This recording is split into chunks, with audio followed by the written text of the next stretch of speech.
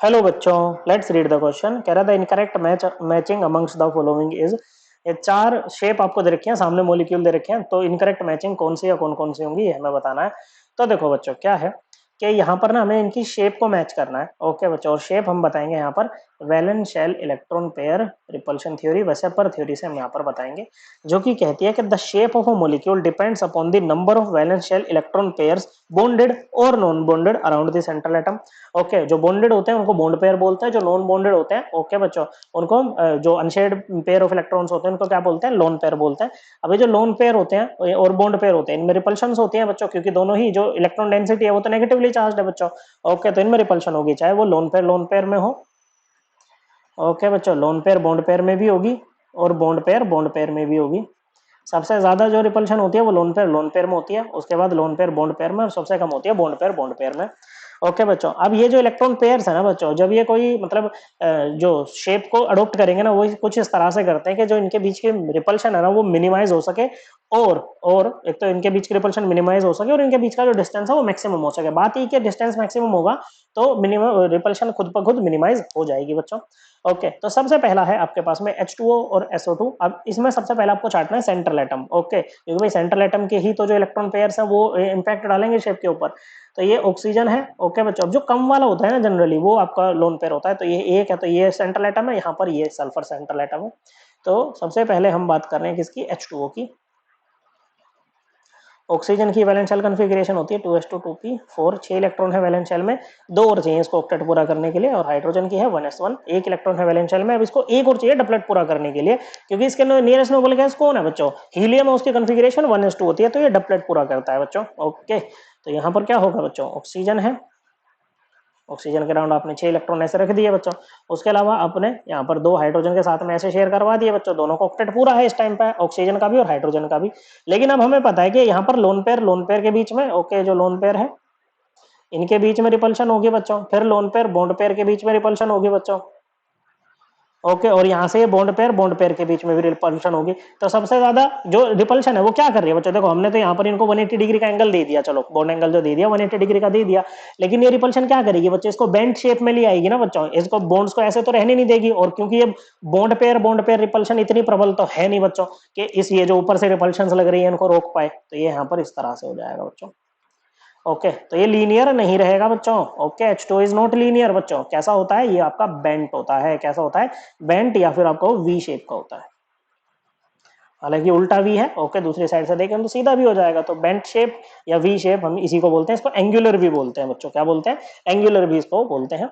दूसरा है आपके पास में SO2। सल्फर की वैलेंस शेल कॉन्फ़िगरेशन होती है 3s2 3p4, 6 इलेक्ट्रॉन है वैलेंस शेल में। तो सल्फर है, ऑक्सीजन है, अब दोनों का ऑक्टेट पूरा हो गया बच्चों इस तरह से, तो ओके बच्चों।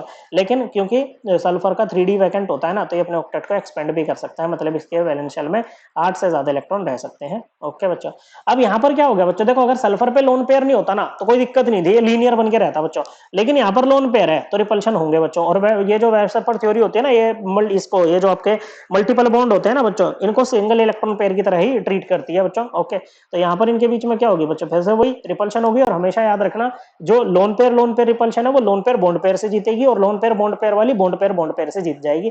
तो बॉन्ड पेयर रिपल्शन जैसे लगेंगी तो वो तो क्या चाहेंगे, बॉन्ड एंगल मैक्सिमाइज हो सके बच्चों, लेकिन ये लोन पेयर बॉन्ड पेयर वाली जीतेगी ना बच्चों, तो ये भी आपका बैंड हो जाएगा।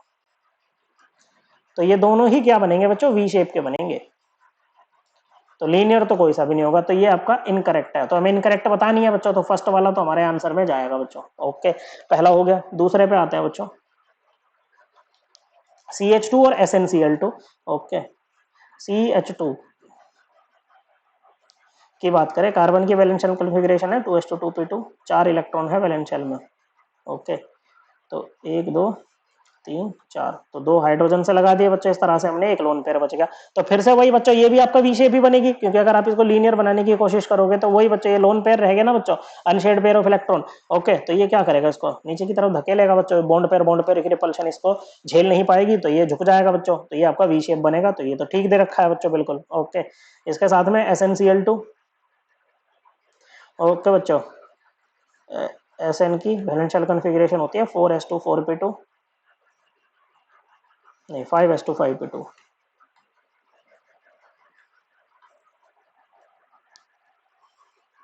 और क्लोरीन होता है बच्चों आपका 3s2 3p5, 7 इलेक्ट्रॉन है वैलेंस शेल में, एक और चाहिए इसको ऑक्टेट पूरा करने के लिए। ओके, एसएन के पास में 4 इलेक्ट्रॉन है तो 2 ये इस तरह से क्लोरीन से शेयर कर लेगा बच्चों। तो जैसे CH2 का आपका वी शेप बना है बच्चों, इसकी भी वी शेप ही बनेगी, तो इन दोनों की तो वी शेप बन रही है बच्चों। तो ये तो सही दे रखा है बच्चों के दोनों वी शेप होंगे बच्चों, तो ये हमारा इनकरेक्ट मैच नहीं होगा, तो ये हमारा आंसर भी नहीं होगा। नेक्स्ट है बच्चों तीसरा वाला,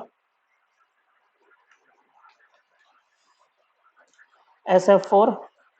ओके, सल्फर की हम लिख चुके हैं कन्फिग्रेशन, फ्लोरीन की होती है 2s2 2p5, 7 इलेक्ट्रॉन है वैलेंस शेल में। ओके बच्चों, एक और चाहिए ऑक्टेट पूरा करने के लिए। सल्फर के हो गए 6, कितने हो गए बच्चों, सल्फर के हो जाएंगे 6। ओके, 6 में से 4 ये फ्लोरीन के साथ में शेयर कर लेगा बच्चों। ओके, अब यहाँ पर क्या होगा बच्चों, जो शेप बनती है ना बच्चों, वो बनती है आपकी सीसो शेप। कौन सी बनती है बच्चों, सीसो। ओके बच्चों, देखो ऐसी, ये होगा सल्फर। ओके बच्चों, यहाँ पर लोन पेयर, 2 फ्लोरीन आपके आमने सामने होंगे इस तरह से। ओके, और 2 फ्लोरीन आपके ऐसे रखे होंगे बच्चों, तो इसमें क्या बनेगा, सीसो। जब भी आपके पास में कैसा हो बच्चों, आपके पास में 4 बॉन्ड पेयर हो, एक लोन पेयर हो, तो सीसो बनेगी। ओके बच्चों, क्या बनेगी बच्चों, सीसो आपकी यहाँ पर बन जाएगी। ओके बच्चों, तो ये क्या हो जाएगा, सीसो, ये तो ठीक दे रखा है बच्चों। नेक्स्ट है चौथा आपके पास में TeCl4। ओके बच्चों, टेल्यूरियम की जो वैलेंस शेल कॉन्फ़िगरेशन होती है वो होती है 5s2 5p4।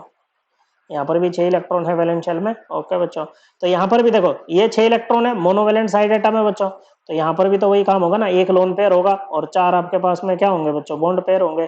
तो ये भी आपका क्या बनेगा बच्चों, सीसो ही बनेगा। तो ये वाला भी सही दे रखा है, तो ये भी हमारा आंसर नहीं होगा बच्चों। फिर आते हैं नेक्स्ट पे,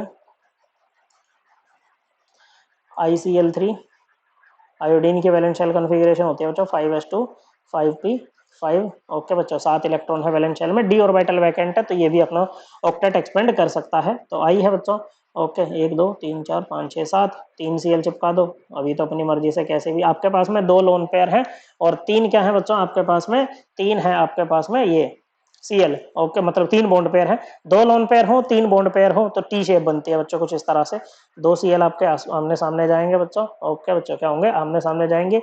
एक Cl आपका यहाँ पर आएगा और दोनों लोन पेयर इस तरह से। ओके बच्चों, तो ये टी शेप बन गई बच्चों, टी बन रहा है, थोड़ा लिटा दिया बस हमने इसको। और तीसरा है आपके पास में ClF3। तो ये भी तो ऐसे ही है बच्चों, देखो क्लोरीन भी आपका ऐसे ही बच्चों, 7 इलेक्ट्रॉन है वैलेंस शेल में। ओके बच्चों, फ्लोरीन कैसा है बच्चों आपका, मोनोवैलेंट साइड एटम है, तो फ्लोरीन फ्लोरीन फ्लोरीन, ये ClF5 नहीं है बच्चों, ClF3 है।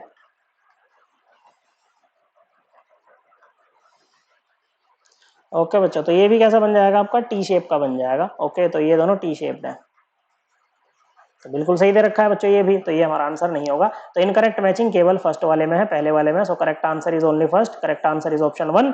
आई होप आपको ये एकदम क्लियर हो गया होगा। थैंक यू बच्चों।